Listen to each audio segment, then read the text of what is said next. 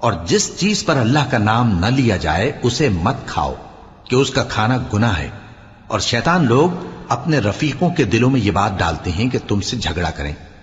اور اگر تم لوگ ان کے کہے پر چلے تو بے شک تم بھی مشرک ہوئے۔ بھلا جو پہلے مردہ تھا پھر ہم نے اس کو زندہ کیا اور اس کے لیے روشنی کر دی جس کے ذریعے سے وہ لوگوں میں چلتا پھرتا ہے، کہیں اس شخص جیسا ہو سکتا ہے جو اندھیرے میں پڑا ہوا ہو اور اس سے نکل ہی نہ سکے؟ اسی طرح کافر جو عمل کر رہے ہیں وہ انہیں اچھے معلوم ہوتے ہیں، اور اسی طرح ہم نے ہر بستی میں بڑے بڑے مجرموں کو موقع دیا کہ اس میں مکاریاں کرتے رہیں، اور جو مکاریاں یہ کرتے ہیں ان کا نقصان انہی کو ہے اور اس سے بے خبر ہیں۔ اور جب ان کے پاس کوئی آیت آتی ہے تو کہتے ہیں کہ جس طرح کی رسالت اللہ کے پیغمبروں کو ملی ہے جب تک اسی طرح کی رسالت ہم کو نہ ملے ہم ہرگز ایمان نہیں لائیں گے۔ اس کو اللہ ہی خوب